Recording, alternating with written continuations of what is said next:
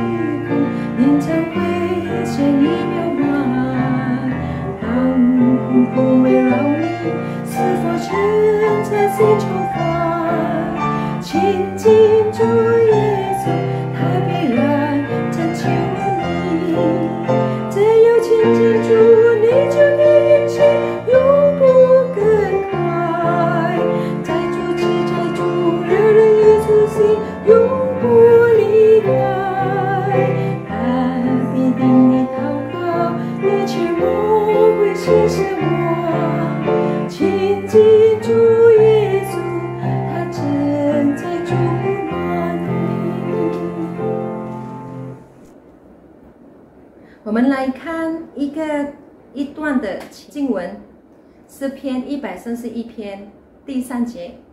我们看诗篇131篇第3节，以色列啊，你当仰望耶和华，从今时直到永远。今天在我们当中讲到的是联系传道，还没有讲到之前，我们再唱第90首，你的话。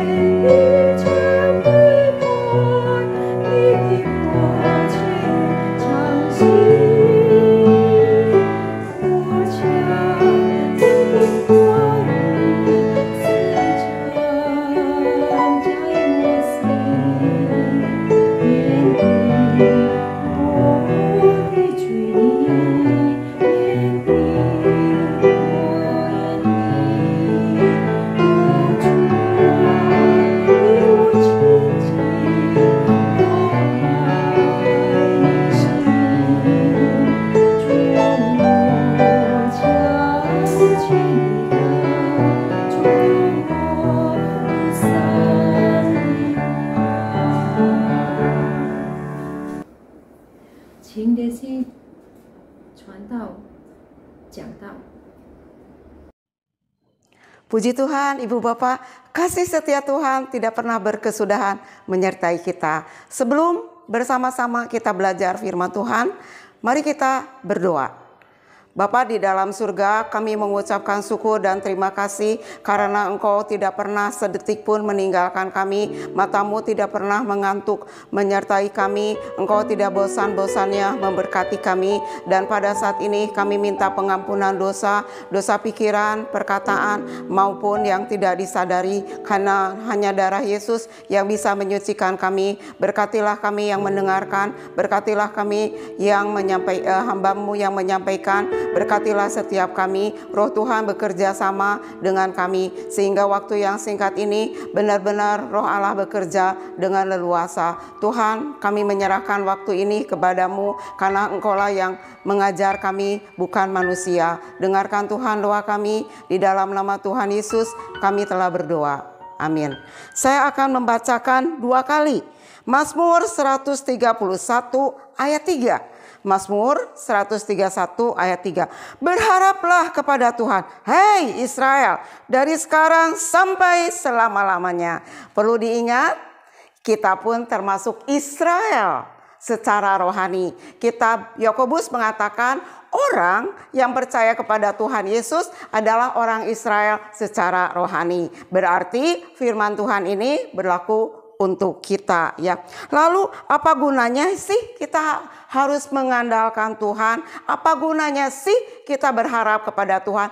Pasti banyak sekali. Daud mengalami semuanya ini. Daud mengalami oleh karena itu Daud yang menulis akan bagian firman Tuhan ini, karena dia pengalaman bagaimana Tuhan memberkati dia, karena dia mengandalkan Tuhan di dalam segala keadaan. Dari muda sampai tua dia mengandalkan Tuhan. Memang pernah dia jatuh, tetapi karena dia mengandalkan Tuhan, berlakulah kebenaran firman Tuhan berlakulah firman Tuhan di Mazmur 37 ayat 23 sampai 24. Intinya semua ibu bapak juga tahu karena ada lagunya, yaitu Tuhan menetapkan langkah-langkah orang yang hidupnya berkenan kepadanya, dan apabila ia jatuh tidak sampai tergeletak sebab Tuhan menopang tangannya. Daud pun merasakan berkat firman Tuhan yang lain, termasuk anaknya. Misalnya Amsal 24 ayat 16. 7 kali orang beriman jatuh,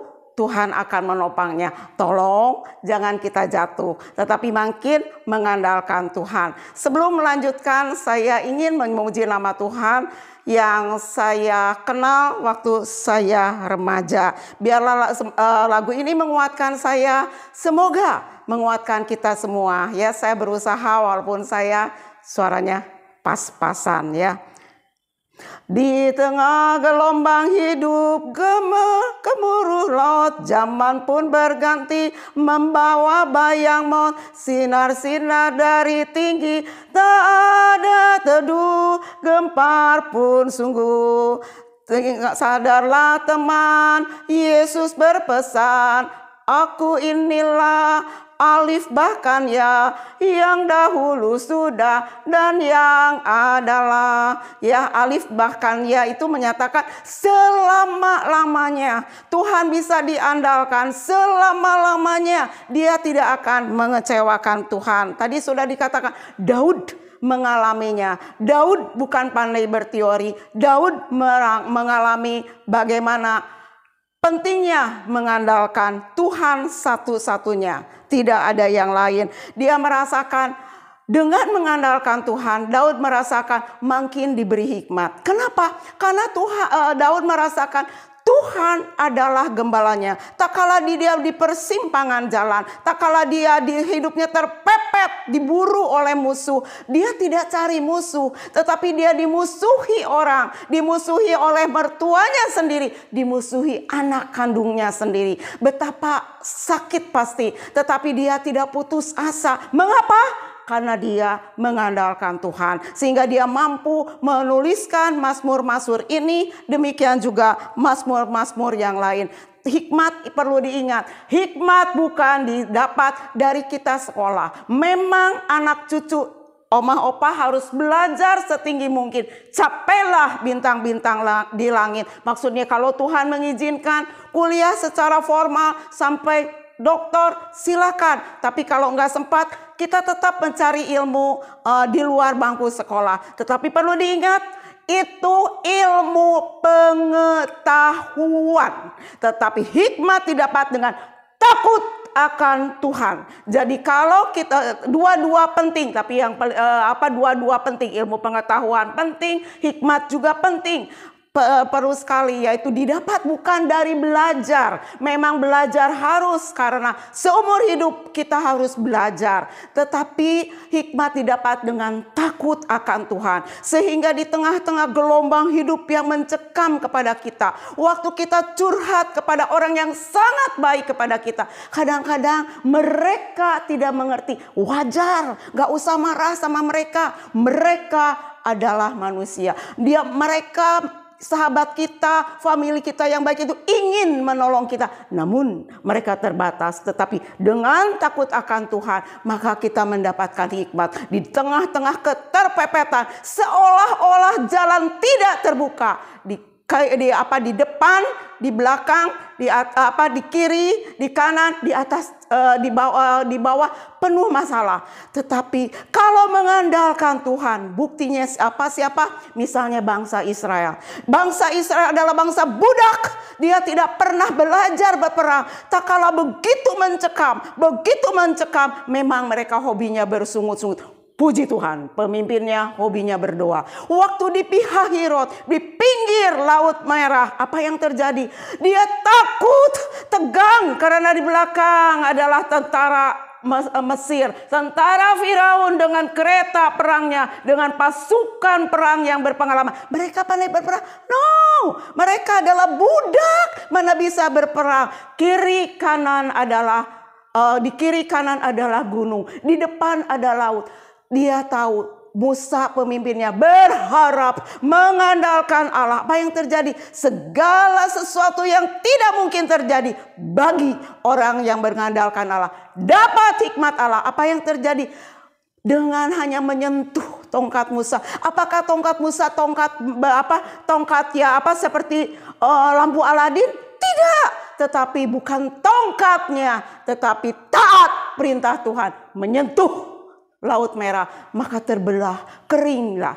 Demikian juga mungkin hidup kita juga mengalami begitu terpepetnya, tetapi jangan sekali-kali tidak mengandalkan Tuhan. Dalam segala keadaan, andalkanlah Dia. Dia tidak mengecewakan, dan pintu keluar, jalan keluar akan terjadi hal yang tidak mungkin. Kapan? Setiap orang waktunya berbeda. Kadang-kadang Tuhan menjawabnya dalam waktu cepat, kadang-kadang menjawabnya iya, bahkan kadang-kadang pun tidak. Tetapi semua itu untuk kebaikan kita. Kenapa? Karena segala kehendak Allah bagi kita yang mengandalkannya terbaik. Terbaik, yang dimana kita tidak pikirkan, tidak kita bisa pikirkan. Tetapi itu terbaik. Oleh karena itu, andalkan Dia seumur hidup kita, karena Dia tidak pernah mengecewakan kita. Lalu kalau kita mengandalkan Tuhan, hidup kita makin berkenan. Tuhan senang, Tuhan tersenyum melihat tingkah laku kita. Kita tidak percaya kepada yang lain. Bukan berarti kita harus curiga kepada manusia, tetapi maksudnya Tuhan harus dipercaya 100%. Tidak boleh berkurang sedikit pun. Demikian kita akan hidup kita berkenan pada Tuhan. Kalau hidup kita berkenan pada Tuhan, selain Tuhan tersenyum, masa sih Dia tidak akan memberkati kita? Walaupun berkat Tuhan di titik tekannya, baik yang dikatakan melalui Tuhan Yesus atau nabi-nabi, titik tekannya adalah berkat rohani. Tapi berkat jasmani pun mengikuti. Karena Tuhan berjanji di beberapa bagian, tidak mungkin anak cucu orang yang takut akan Tuhan meminta-minta. Selama saya sudah pensiun dari sekolah maupun gereja, saya merasakan tidak pernah saya meminta-minta. Dan berkat Tuhan ada. Bahkan saya bisa memberi walaupun tidak banyak. Walaupun tidak banyak. Saya walaupun ada orang mengatakan Bu Desi minta apa dong, tolong dong minta sama saya enggak. Saya hanya minta tolong berkat kebutuhan apa sih kebutuhannya. Saya didesak, saya mengatakan kebutuhan saya didoakan supaya saya sehat, jasmani, rohani, ekonomi, intelek. Teman saya itu tertawa ya, dan saya tidak mau memanfaatkan orang-orang yang baik kepada saya, lebih baik mengandalkan Tuhan, dan yakinlah ibu bapak pun akan mengalaminya hal ini. Lalu kalau kita mengandalkan Tuhan, percayalah hidup kita berguna. Masa sih udah tua, pengetahuan kita terbatas, cucu kita mau pintar-pintar, kita mah sering tulalit lagi kan karena sudah tua. Berguna, mungkin kita lebih baik, menurut pandangan saya, makin tua lebih baik kita melayani di balik layar ya. Walaupun gak terkenal, gak penting. Biarlah kita ikuti jejak Yohanes Pembaptis ya. Apa tuh? Biar Tuhan semakin bertambah, kita semakin berkurang. Biarin orang melupakan kita, padahal kita mendoakan dengan tekun. Gak apa-apa, yang penting kita diingat oleh Tuhan. Dengan kita punya pandangan demikian, kita tidak gampang kecewa. Saya mendengar beberapa orang dari teman saya yang bisa dipercaya, ingat lu Bu Desi, katanya, orang tua itu suka pada umumnya gila hormat, katanya. Ada orang gak ditanya aja marah lo, katanya. Kata saya, doakan saya jangan sampai begitu ya. Saya dilupakan orang, gak apa-apa ya. Mari kita mengandalkan Tuhan ya, seumur hidup kita banyak gunanya. Kalau saya tulis, wow, udah ada lebih dari ini, tetapi gak apa-apa sampai di sini saja. Tambah satu lagi, tapi pendek saja ya. Makin kita hidup kita, apa yang terjadi kalau kita mengandalkan kita memuliakan Tuhan. Dan memang salah satu tujuan kita diciptakan Tuhan apa? Memuliakan Tuhan. Senang kan? Bayangkan Tuhan senang mendengarkan, melihat tingkah laku kita. Dia lebih senang kepada manusia yang memuliakan Tuhan daripada malaikat. Walaupun malaikat itu suaranya lebih bagus daripada kita. Memuliakan Tuhan bukan sekedar nyanyi loh. Tingkah laku kita menggunakan atau melakukan firman Tuhan. Firman Tuhan yang mana? Yang sudah diketahui lah ya. Biarlah sebelum menutup, saya juga walaupun suara pas-pasan, saya ingin menyanyikan satu lagu dengan harapan lagu ini mendorong kita. Andalkan satu Yesus sahabat sejati. Jiwa yang gelisah, yang lengah lesu, tengah ribut susah, ombak menderu. Siapakah yang sempat hibur kau teman? Cuma ada satu yang menolongnya. Lagu ini kepotong-potong saya tulalit, tapi intinya cuma ada satu. Walaupun saya tadi nyanyi tulalit, ada yang ketinggalan, tapi intinya cuma ada satu. Siapa? Yesus, sobat yang setia. Mari kita berdoa. Bapa di dalam surga, kami mengucapkan syukur karena kami punya Tuhan yang kami andalkan dan tidak mungkin mengecewakan kami. Setiap detik Engkau menyertai kepada kami, menguatkan kami, menghibur kami, tidak bosan-bosannya menuntun kami supaya kami tetap berdiri di atas kebenaran firman Tuhan seumur hidup kami. Tuhan, mampukanlah kami juga menggunakan hari tua kami untuk tidak berbengong, tetapi menggunakan dengan hal-hal yang positif, baik membaca Alkitab, memuji Tuhan, berdoa buat keluarga inti, keluarga besar, gereja, negara. Demikian juga Tuhan melakukan yang bisa dilakukan tanpa bersungut-sungut, tanpa merasa bosan, tetapi dilakukan dengan senang hati seperti kepada Tuhan. Tuhan, tolong kami untuk terus mengandalkan Engkau ya Bapa. Di dalam nama Tuhan Yesus kami telah berdoa. Amin。谢谢连续传道的真道，希望我们可以不单单听到，而且要成为行道的基督徒。接下来，我们有请邱介斌传道祷告。弟兄姐妹们，这个时候我们为几项的事情来祷告。首先，我们为印尼国家祈福。天父上帝，我们感谢你，让我们每一个弟兄姐妹们都有机会居住在这肥沃的印度尼西亚的国家。主啊，求主你祝福这政掌权者们，有聪明的智慧，有敬畏神的心，来治理国家走向繁荣，无论是政治、经济、治安、教育方面都良好。感谢主垂听我们的祷告。接下来我们为我们家邻团契的前途祷告。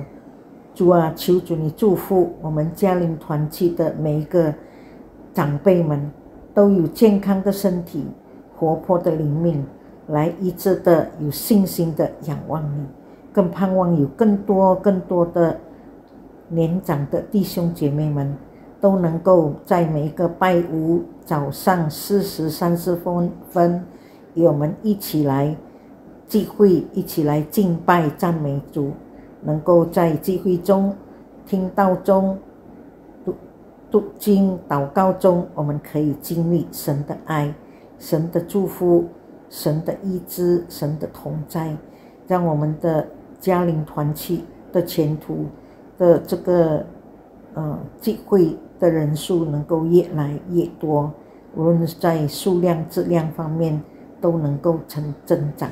感谢你主耶稣。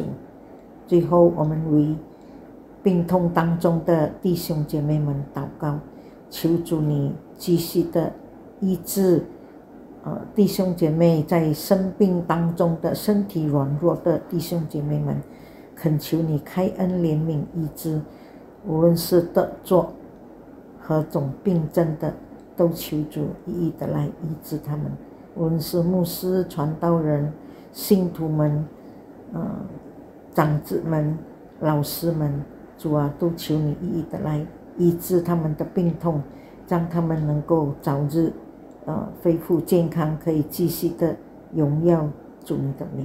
感谢你主耶稣，垂听我们的祷告，奉主名求的，阿们。我们来念主祷文。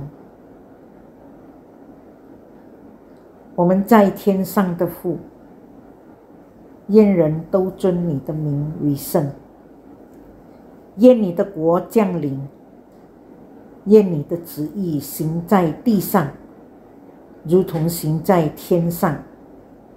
我们日用的饮食今日赐给我们，免我们的债，如同我们免了别人的债，不叫我们遇见试探，救我们脱离凶恶，因为国度、权柄、荣耀全是父的，直到永远。阿们。最后我们来唱第53首耶稣知我心。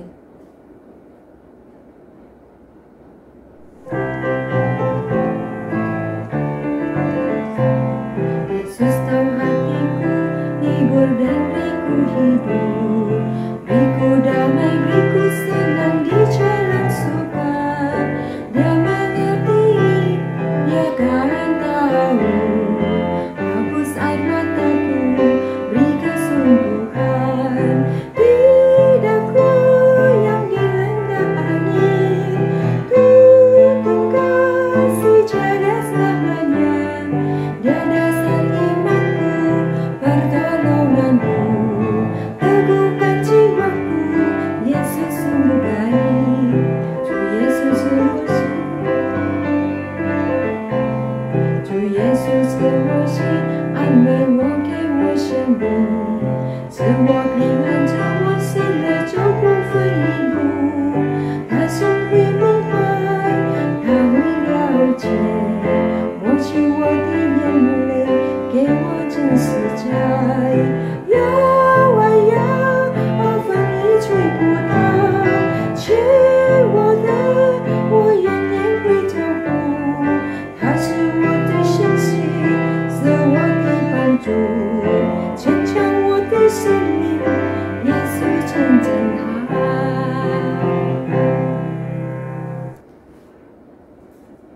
到这里今天的聚会，下个礼拜我们再见。